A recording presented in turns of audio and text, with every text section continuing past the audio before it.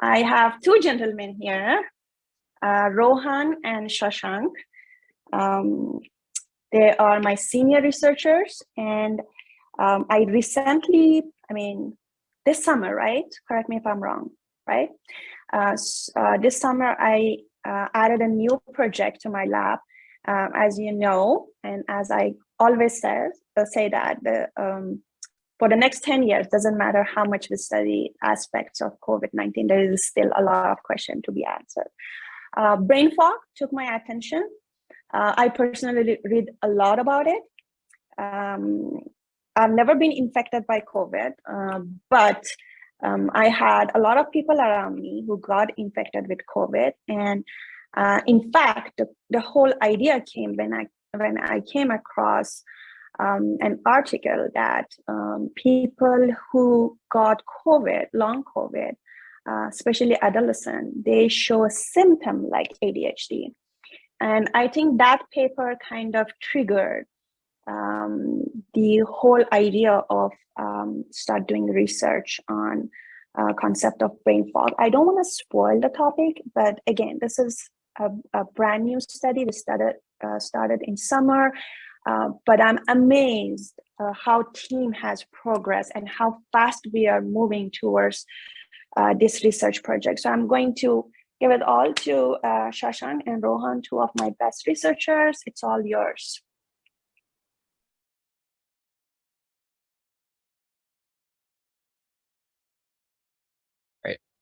So hello everyone, my name is Rohan Vijay Vikram and I'm here with my fellow presenter Shashank Sastry. And today we are going to be talking about our group CovidFatigue under Sahar and what we are doing here at ASDRP. So to start off, what is the point of CovidFatigue and what is it that we are studying? Well, one of the biggest reasons we are here today is to study COVID-19. The COVID-19 pandemic has been around for some time and still affects us even today. Additionally, this virus has caused people to develop terrible symptoms. These symptoms can be very prolonged and can be a part of a wide range of both cognitive and physical symptoms. In addition to this, some patients who suffered from COVID-19 reported brain fog-like symptoms, which led to manifestations of fatigue. Within our study, we aim to understand how COVID-19 can affect these symptoms and work further to understand how it can affect patient recovery overall. Our study has the potential to help and make groundbreaking discoveries in the field of COVID-19, and we hope our work can be applied much further, such as towards the creation of medical interventions that help COVID-19.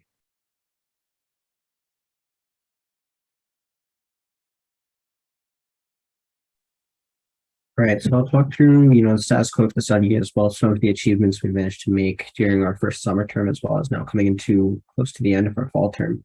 So first of all, we have made an effort to do journal clubs, weekly journal clubs, and this has been group members being tasked to read and present papers. Obviously, that's what a journal club is, right?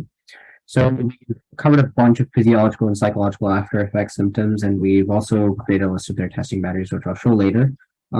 We've compiled an after effects symptom list and a testing battery list for these after effects. And we also made the achievement of making an after effects symptom questionnaire, which is probably one of our biggest achievements in the study so far. So in doing so, we created a symptom questionnaire survey for 30 physical and psychological after effects symptoms. And this was based on 36 testing batteries that survey for a variety of, physical and psychological after effects symptoms. And the goal with this questionnaire was to have a holistic means of surveying, the level of fatigue, to assign a fatigue score. So we're assigning either a scale of fatigue score down from 5 to 3, or we're simply assigning, based on our survey, we're assigning a 3 or 0 to 3 fatigue score. So the fatigue score at the end of the day is 0 to 3, and you can see the severity scale right there from 0 to 3 is 0, no evidence of fatigue, 3, strong evidence of fatigue. But there are some parts of the questionnaire where we take a scale of 5 for, say, pain scales or other things, to then scale it down to a severity scale of 0 to 3. Finally, another advancement we made is sample data collection and anonymization. So we had 5 participants from each of the 2 groups who created either of the questionnaires to take each of the surveys to mimic post-COVID participants with after effects symptoms. We were able to anonymize this data with unique identifiers and spreadsheets. You can see these subject IDs up here. So you can see 51900, etc. So we're able to create numerical identifiers here to just anonymize our data, which will help us later on as I'll talk about data privacy and a bunch of other things.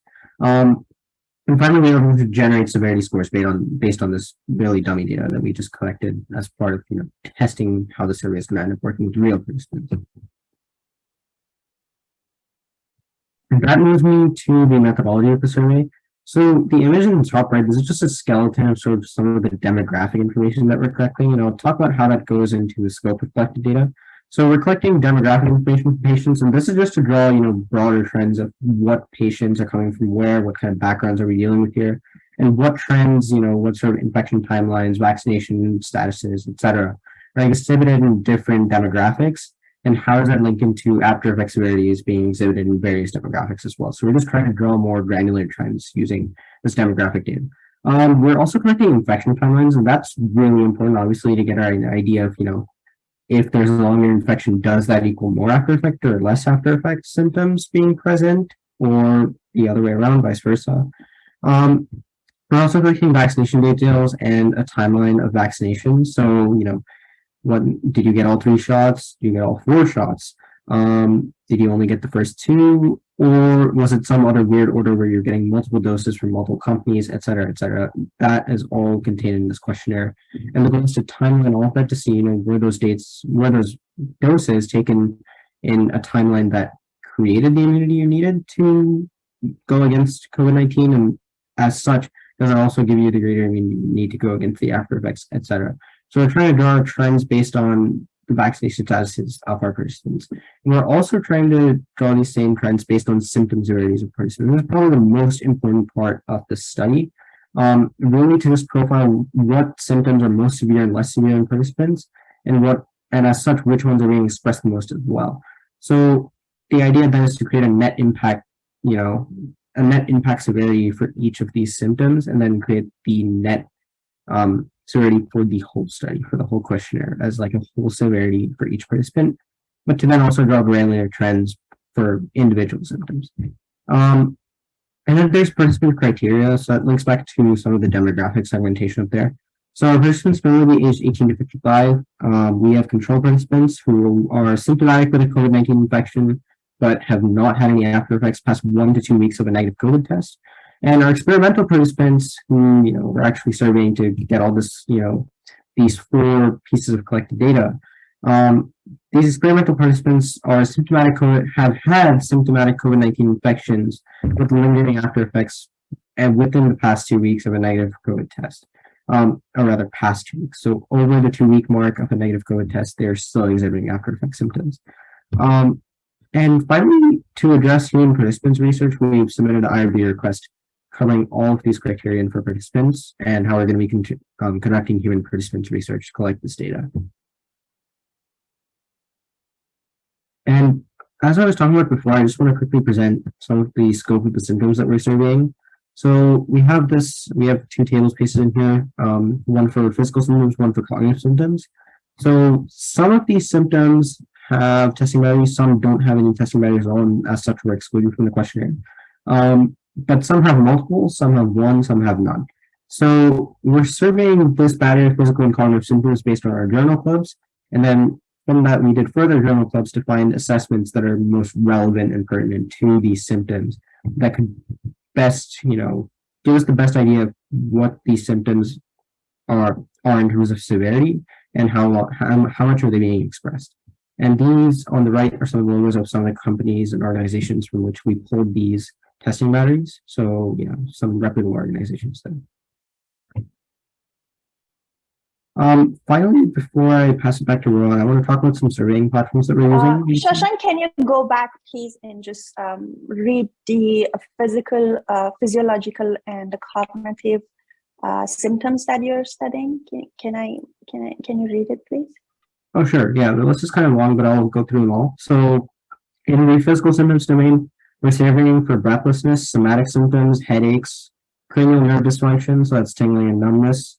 We're also surveying for dysgeusia, so loss of taste, anosmia, loss of smell, myalgia, muscle aches, fatigue, sleep, so what kind of sleep schedule, bad or good, hypersensitivity, we couldn't find a testing battery for that, unfortunately, appetite issues, paresthesia, which is pins and needles, again, we couldn't find a testing battery, heightened sensitivity, fear of movement, acute ischemic stroke, which is a bit more, severe of a symptom, cough, ageusia. And then in the cognitive symptoms domain, we're also surveying for brain fog, which is probably the primary symptom that we're surveying for in the whole study. Also impaired attention, impaired working memory, stress, depression, malaise, so that's the easiest. Apathy, so lack of emotion or expressed emotion towards tasks, etc. Suicidal thoughts, anxiety, insomnia, so lack of sleep, anhedonia, aphasia, which is pretty rare but has occurred definitely, and fibromyalgia. So those are some of the cognitive physical symptoms we're surveying for.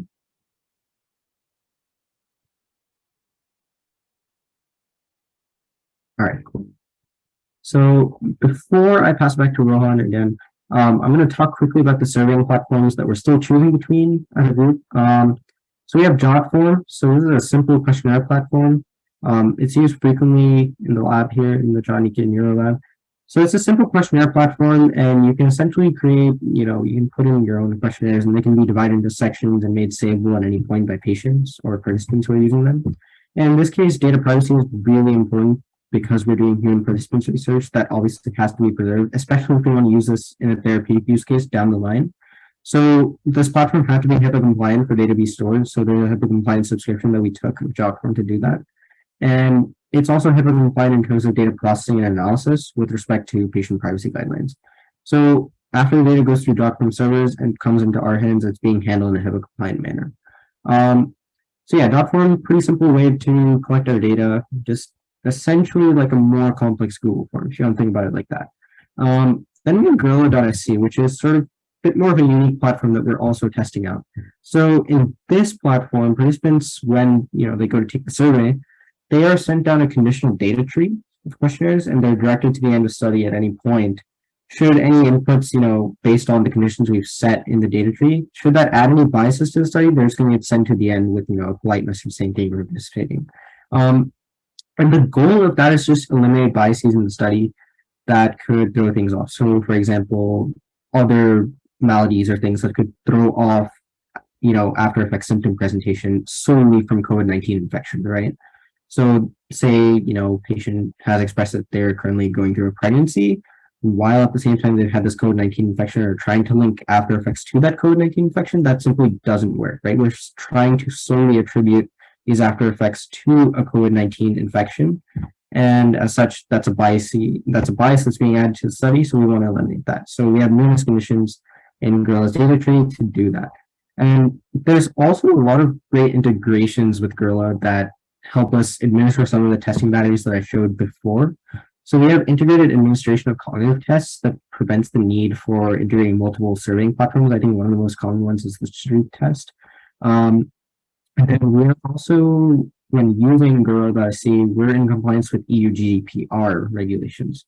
So EU GDPR regulations are data privacy regulations. So Gorilla is created in the UK, so it had to comply to those regulations. I think this is pre-Brexit when Gorilla was made.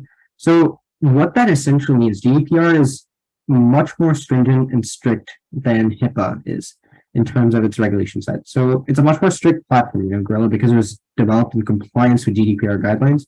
It's much more strict in compliance with these regulations, and it gives Gorilla's capabilities that far exceed those needed for HIPAA compliance. So in this case, on the HIPAA compliance and data privacy front, there is a lot more lockdown in terms of participants' data that's being submitted, and what we can divulge and what Gorilla as a platform can divulge to, say, I don't know, analytics companies.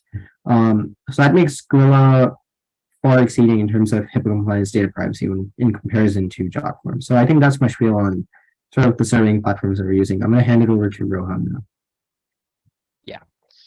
And so here's a couple example images of our prototype surveys. We just kind of took a screenshot of what our initial screen looked like. And so you can kind of see the differences here visually. And we're going to get into that a little bit later when we're going to show you examples of what our form looks like. And you as the audience have the opportunity to kind of participate and kind of show other people these forms so that we can kind of decide which one would be better in that situation. And so for our future plans, after we finish finalizing our questionnaire, we plan on starting to collect real-time data.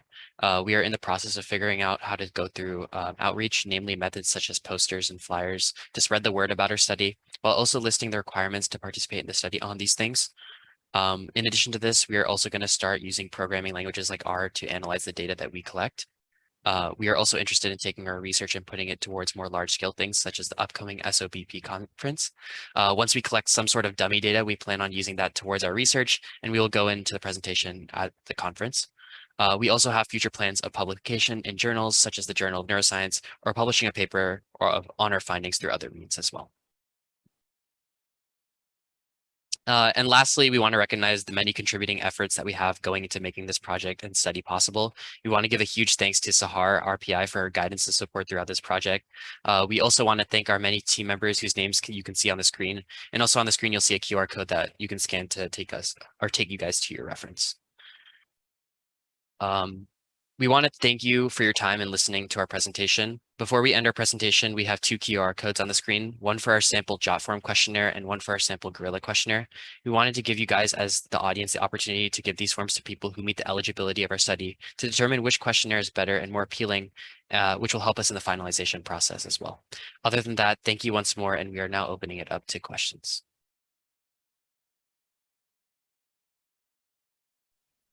Bravo, good job. Well done. I mean, I'm very excited for this study.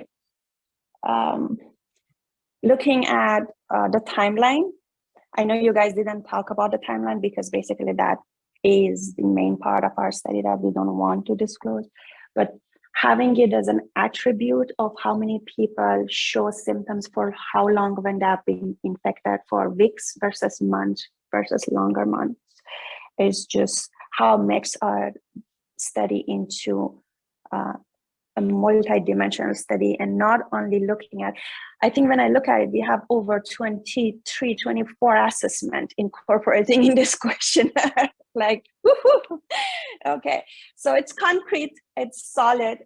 We're not only going to have physiological, we are also going to have the cognitive assessment. We are going to have the timeline. We are going to have the vaccination type. We are going to have vaccination status. We are going to have vaccination timeline. So many attributes. It's going to be crazy when we collect the data. But I'm really looking forward to this study. It's definitely something that we need to understand more. Okay. Do you have any questions for Rohan and Shashank? Because we're going to wrap up today's talk. So if you have any, please put it in the chat.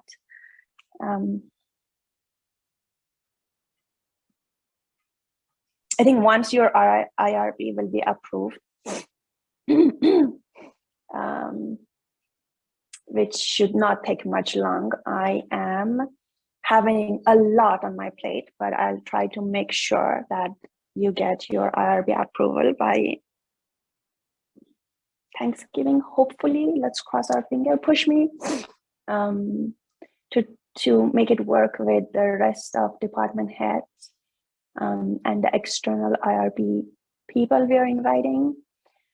So hopefully we'll get it done so that you can start collecting your data ASAP. Yeah. I'm all gas. Yeah, no, I want to give a quick disclaimer on the gorilla form. If you're deciding to, have someone or possibly yourself in that demographic, go and just test it out. The QR code for that is going to link you to a Google form. So Gorilla is set up in a way that you can't even give a public link to the survey. So first of all, what this Google form is going to tell you is to create your own Gorilla account, and then it'll send me a response that will tell me, okay, I need to send this person the form. So what we're essentially going to do is, for whoever decides, if you either get someone in the demographic to sign up and test it out, or if you yourself fit into the demographic and decide to test it out, you'll fill out that Google form with your Gorilla details, as in, just your ID on Gorilla, and then I send the form to you. All right. Shashank, I didn't know we need to create an account in Gorilla. Yeah. So for anyone taking the form, they're going to have to create an account. Okay. Okay, we need to talk about that. Yeah. Okay, I didn't know It about. shouldn't be I too mean, much of a problem. The real reason behind that is really just GDPR regulations. So it's a lot more strict than, say, job form HIPAA compliance, where you just can give a public link to the form and fill out individualized responses. Here it needs to be account based. So you need to have a Gorilla account and then just be able to log in and receive the form in your Gorilla inbox, which shouldn't be too hard with the instructions. Let's talk about it, because I think I have now like 5-6 questions in the back of my head. Let's not open it up during Colloquia, but Sure. yeah. Okay, perfect. So good luck. Wish you best of luck to both of you and the rest of the team. Thank you so much. And again, it was me and my team. I'm sorry that you got to see my face every week for Colloquia. I promise next week I'm not here because I need to get ready to travel to San Diego for SFN, right? I guess so. Okay, but I think a week after that, I'll come back. So just take a break from my lab for just 1 week. But wishing everyone good luck. And thank you so much, everyone, for following up our research, and have a good night.